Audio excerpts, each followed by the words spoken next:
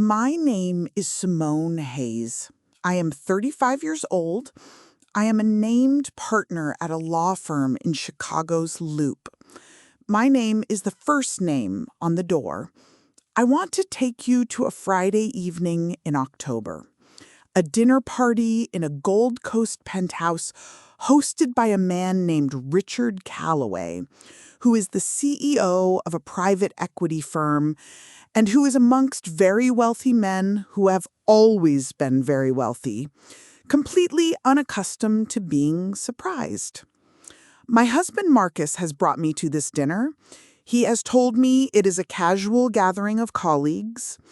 I arrive in a navy dress I selected because it is the exact shade that I know is right for rooms like this one. I have done my hair the way I do it for depositions, pulled back, precise. I am, without performing anything, exactly myself. Marcus is across the penthouse talking to Richard and to a man named George Harmon, who I will tell you about in a moment, when I approach the group with my drink. Marcus sees me coming. His face does something I have seen it do before, a flicker of something that is not quite embarrassment and not quite pride, a recalibration. He says, "Oh, this is Simone. She helps out around our place." And he laughs the very laugh of a man making a self-deprecating joke about his domestic arrangements and moves the conversation forward. "She helps out around our place," I smiled. I excused myself to get another drink. I circulated. 20 minutes later, George Harmon's wife, Eleanor, found me near the windows overlooking Lake Michigan. We talked for 35 minutes. She is brilliant and specific, and she was looking for exactly the kind of legal representation that I am exactly the right person to provide. At the end of our conversation, she turned to her husband and said, "George, this is Simone Hayes from Hayes Marchetti. She is exactly who we have been looking for." George Harmon looked at me. Then he looked at Marcus across the room. Marcus had gone very still. I smiled at George. I said, "It is so nice to meet you properly. Marcus has spoken highly of you." George Harmon's company was the client Marcus's firm had spent 8 months trying to land. I had just become the reason they either would or would not. Stay with me, because what I did with that moment is the part of this story that I am most proud of. Before I take you back to the beginning, I need you to understand what "she helps out around our place" cost Marcus. Not that evening. That evening cost him nothing visible. I smiled. I circulated. I had dinner.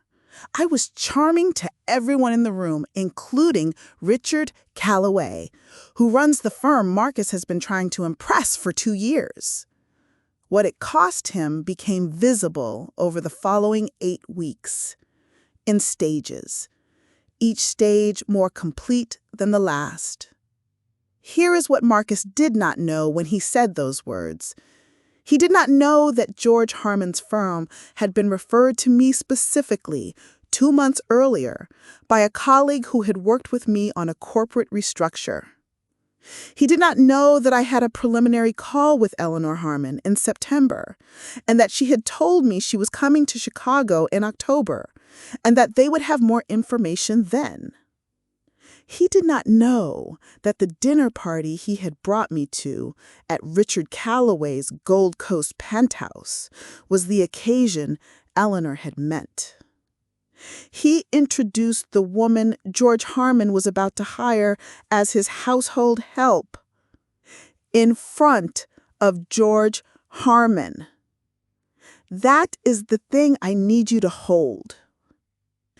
Let me take you back to Chicago and to a marriage that had been making small choices for years that led to one very specific large one on a Friday evening in October. My name is Simone Hayes. I kept my name professionally when I married Marcus Hayes 6 years ago. not as a political statement, as a practical one. My name was already on the door of the firm I had co-founded with my partner, David Marchetti. You do not change the name on a door you spent 8 years building. I am a corporate litigation attorney. I have been practicing law for 12 years. The firm, Hayes Marchetti, handles corporate disputes, partnership dissolution, and the specific category of high-stakes business litigation that requires both strategic intelligence and an absolute tolerance for complexity under pressure. We have 18 attorneys. I manage a team of 7. Marcus Hayes is 37 years old. He is a business development director at a mid-sized private equity firm in the West Loop. He is charming, someone who has built a professional identity around being the most likable person in any room. He is good at it. He has been doing it for a long time. We met at a bar association event in 2017. He was there as a guest of a friend who was an attorney. We talked for an hour and a half. He asked questions about my work that were genuinely curious, not performatively curious, actually curious. I found that attractive. I still find genuine curiosity attractive. What I have come to understand is that Marcus's curiosity about my work was always in some way adjacent to his curiosity about what my work could do for him. I did not see this in 2017. I see it very clearly in retrospect. We married in 2019. The marriage was, in the years of its functioning, good in the ways that appear in the visible life of a couple. A condo in Lincoln Park, shared dinners, a social life that worked. What it was less good at, in the ways that tend to be invisible until they are not, was the specific thing that became visible at the Gold Coast penthouse. Marcus was embarrassed by me in certain company. Not embarrassed by my profession, he was proud of my profession when it served his purposes. Embarrassed by the specific way that a very successful wife can make a less successful husband feel in rooms where success is the primary currency. Richard Calloway's social circle was that room.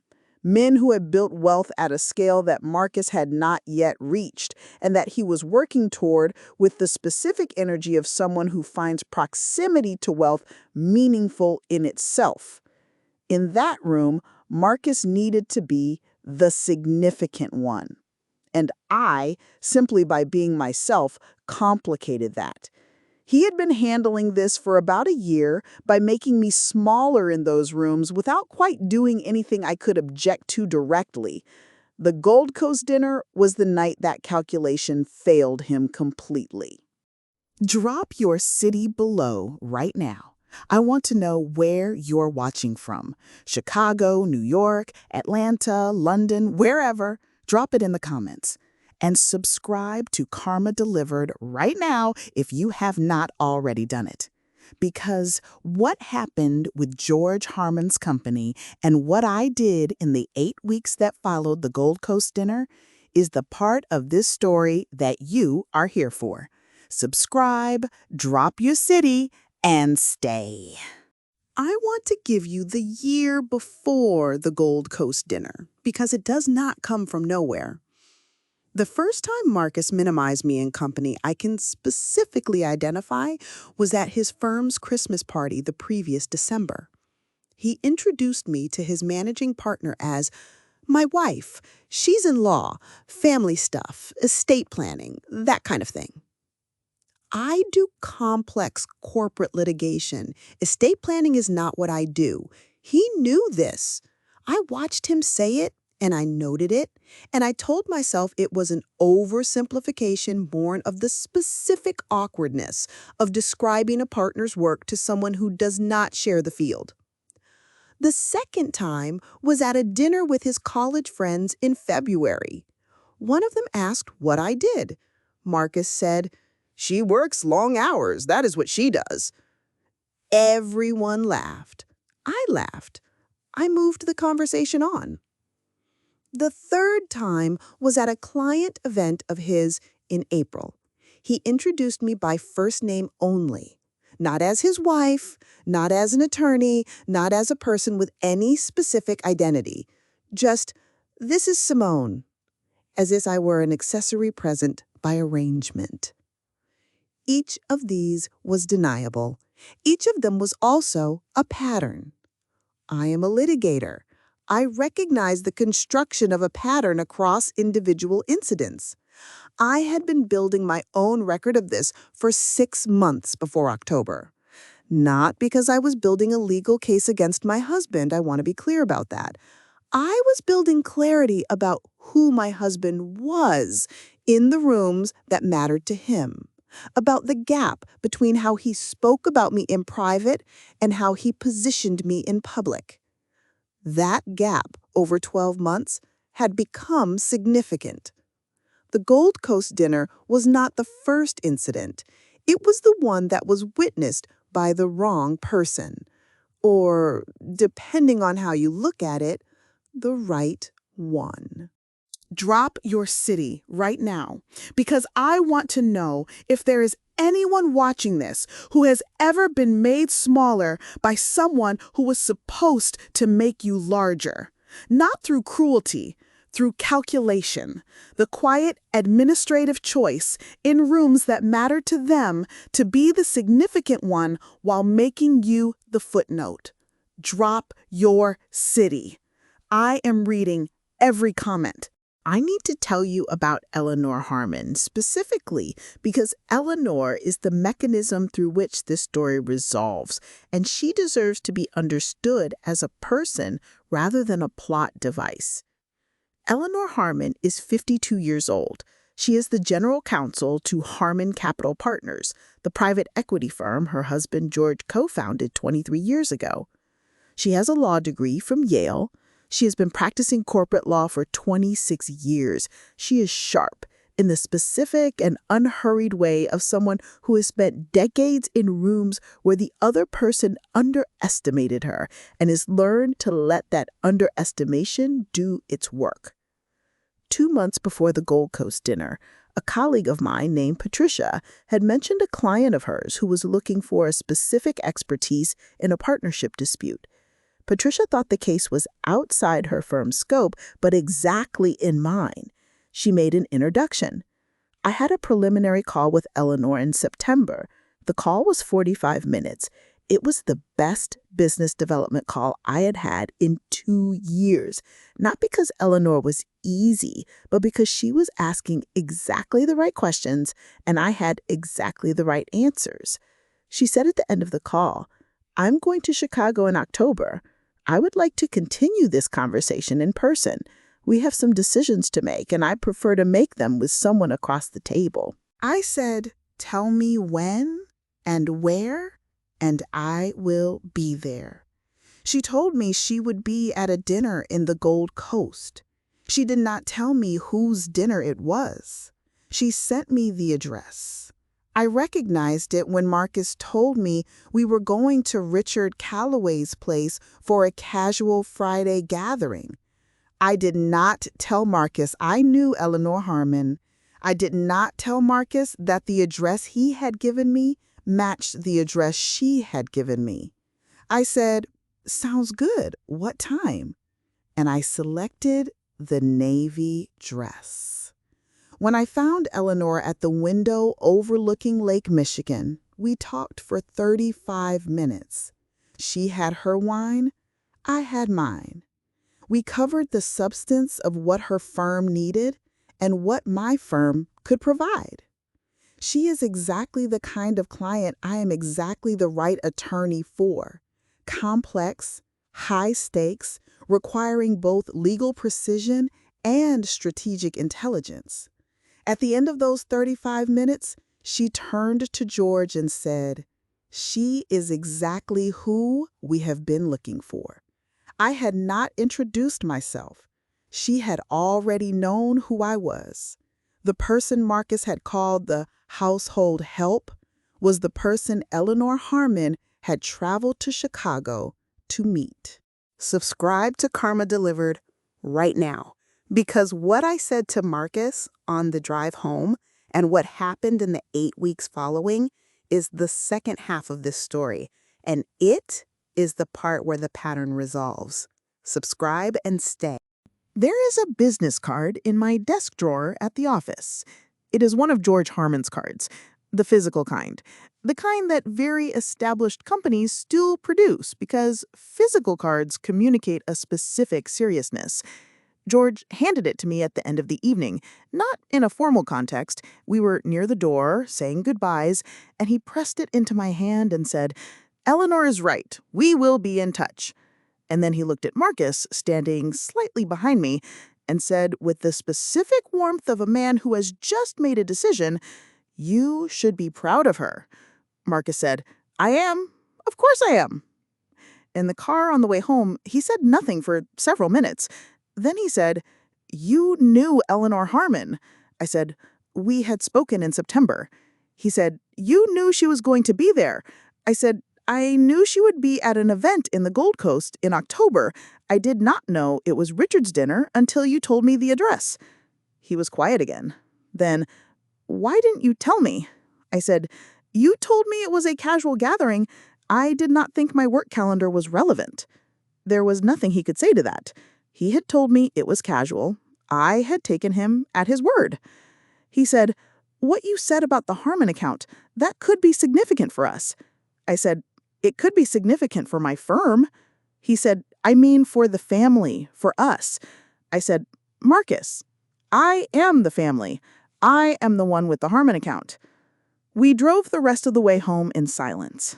That silence was the beginning of him understanding something he had been avoiding understanding for a year. I kept George Harmon's card. It is in my desk drawer. It is the specific physical artifact of the moment that the pattern became visible to everyone in the room. I look at it occasionally. It is a very good card. I sat with the Gold Coast dinner for about a week before I decided what to do with it. Not with the Harmon account, that decision was straightforward. Harmon Capital Partners became a client of Hayes Marchetti. The engagement letter was signed within 3 weeks. The work is complex and interesting and exactly what I built my practice to do. What I sat with for a week was the marriage. I am a litigator. I understand the difference between a fact in isolation and a fact in context. The Gold Coast dinner was not the first fact. It was the most visible fact in a pattern that I had been documenting without quite naming it for 12 months. She helps out around our place. I had smiled. I had circulated. I had spent 35 minutes with Eleanor Harmon building the most significant new client relationship of my year. And I had come home and had the car conversation and gone to sleep in the same bed as a man who had described me to a room full of his colleagues as the household help. During the week, I thought about that. I talked to one person, my partner, David Marchetti. Not about Marcus specifically, about what I needed professionally and personally to function at the level I was functioning at. David has known me for 12 years. He asked one question, "Are you where you need to be?" I said, "Not entirely." He said, "Then figure out what you need to change." David is not a therapist. He is a very good lawyer who understands that problems have solutions and that the solution usually becomes clear once you have defined the problem accurately. I went home that evening and I had the conversation with Marcus, the real one, not the car conversation, the one I had been preparing for a week. Drop your city right now, because I want to know who is watching this that has ever had someone make them smaller in a room where they deserved to be the largest presence. Not physically, professionally, personally, in terms of who you actually are. Drop your city and tell me what you did about it. I sat Marcus down on a Sunday afternoon. I had the Harmon engagement letter on the table between us, not confrontationally, practically, as evidence of a fact I needed him to understand clearly. I said, "I want to talk about what happened at Richard's dinner." He said, "Simone," I said, "I am going to finish, and then you can respond. At Richard's dinner, you introduced me to George Harmon and two of his other colleagues as, quote, the person who helps out around our place. This was one of approximately 4 occasions over the past year in which you have introduced me or described me in a way that was substantially less than accurate in rooms with your professional contacts. I am not going to list all of them. I am going to tell you the effect." He was quiet. I said, "The effect is that the people in those rooms have been forming an impression of your wife that is inconsistent with who your wife is. That impression served a purpose for you. It positioned you as the significant professional in our marriage, which I understand has been important to you in certain company. What you did not account for is what happens when those rooms contain someone who has already formed an accurate impression of me."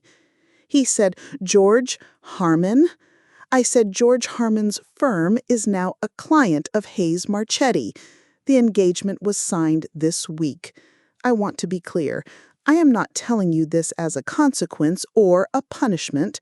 I am telling you this because it is the factual outcome of the situation you created at that dinner.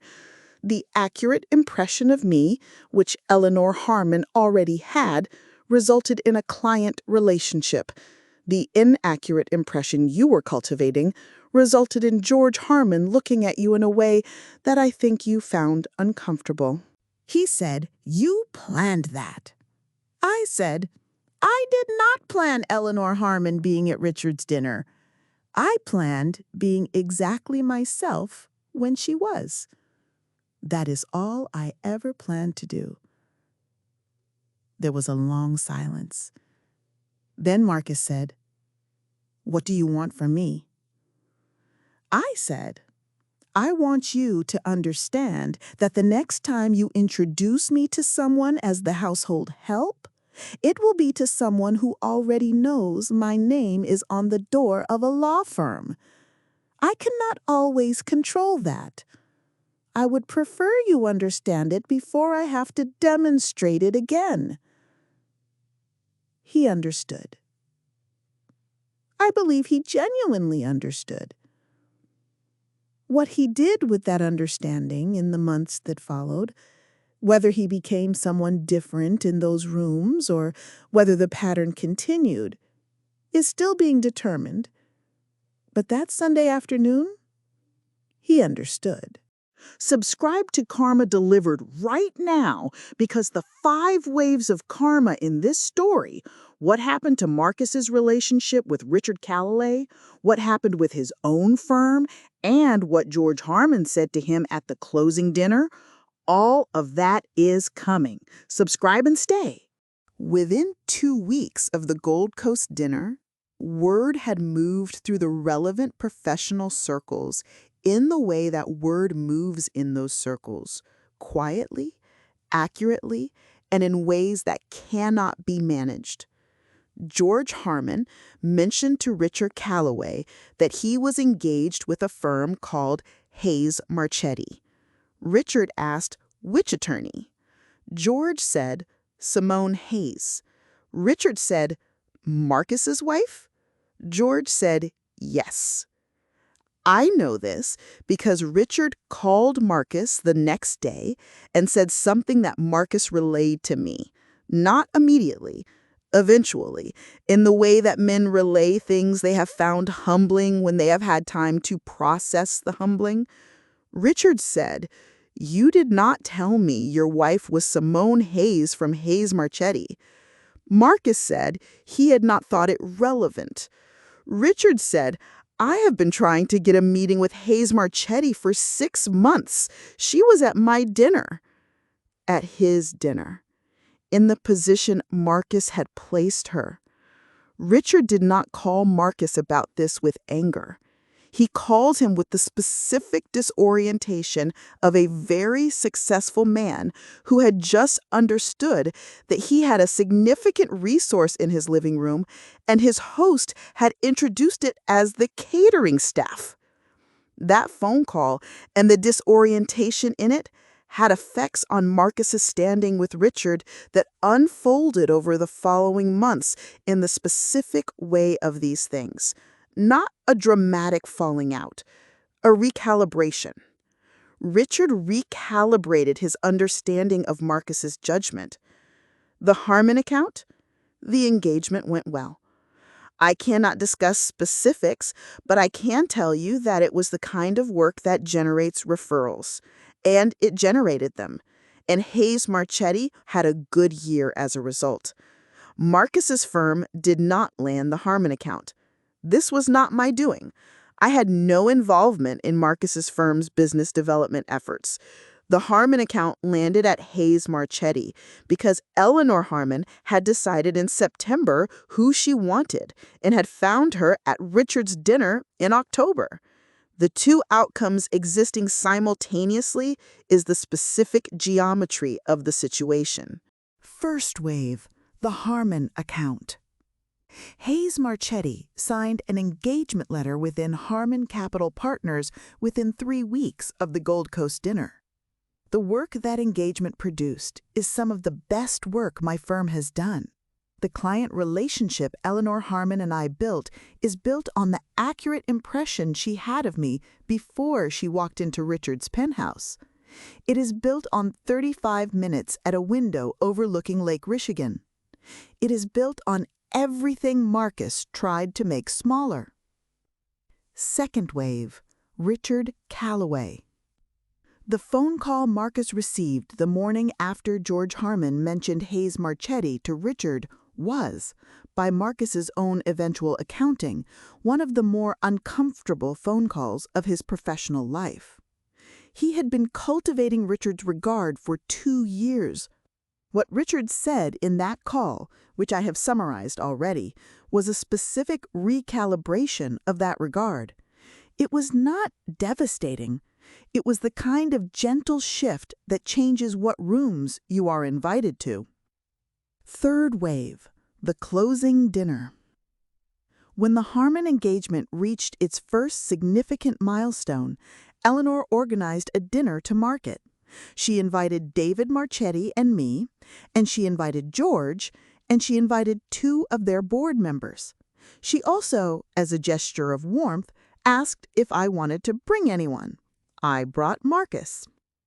At the dinner, George Harmon raised his glass and said, "To Simone Hayes, who we are very glad found her way to our table." He looked at Marcus with the specific warmth of a man who is including someone as a courtesy to his colleague. Marcus smiled and raised his glass. George said, "I understand you were there the night we finally met properly.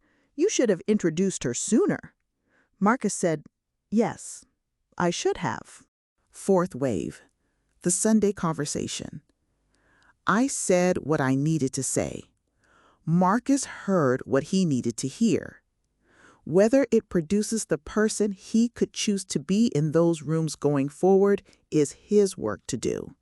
I have done mine. Fifth wave, David Marchetti's question. Are you where you need to be? I have been returning to that question since the October dinner. I was not, in October, entirely where I needed to be. I was in a marriage that had been making me smaller in rooms where I was the largest presence. That is changing. Whether it changes because Marcus changes or because I make a different decision about the marriage or both, that is still being determined. What I know is that I am asking the question now, clearly from a complete picture, and I am answering it honestly. The name on the door of the firm is still the first name. It is staying there. drop your city one last time because I want this comment section full of people who have been the most important person in a room that someone else tried to manage, who have been exactly themselves when exactly themselves was exactly enough. Drop your city, share this video right now, and subscribe if you have not already. The end of this story, where I am now, what the name on the door means, is next. It has been 6 months since the Gold Coast dinner. The Harmon engagement is ongoing. David and I have 2 additional matters referred from the Harmon network. Hayes Marchetti had its best quarter in 4 years. My marriage, I am making decisions from a complete picture. Some of those decisions are happening slowly. That is appropriate. You do not make the most significant decisions of your personal life on a quarterly timeline. What I will tell you is this. The Sunday conversation produced a different version of Marcus in certain contexts. He introduced me to his managing partner last month at a holiday gathering, correctly, completely, accurately. The managing partner said, "I have heard of Hayes Marchetti. Your wife is building something impressive." Marcus said, "She is. She built it." That is closer. That is the version of Marcus that is worth working toward. Whether it holds consistently in every room is what is being determined. I kept George Harmon's card. It is in my desk drawer between a pen I have been meaning to replace and a notepad from a conference 3 years ago. It is just a card. It is also the artifact of an evening when, being exactly myself, in a room where someone had tried to make me smaller, was the most powerful thing I could have done. People ask me if I planned what happened at Richard's dinner. I planned being exactly myself. That is all I ever planned to do. It tends to be sufficient. Drop a comment. Tell me what in this story made you stop. I read everyone. Subscribe to Karma Delivered. Every story on this channel is about someone who was exactly themselves in exactly the right room. Know what your name is on. Stay solid.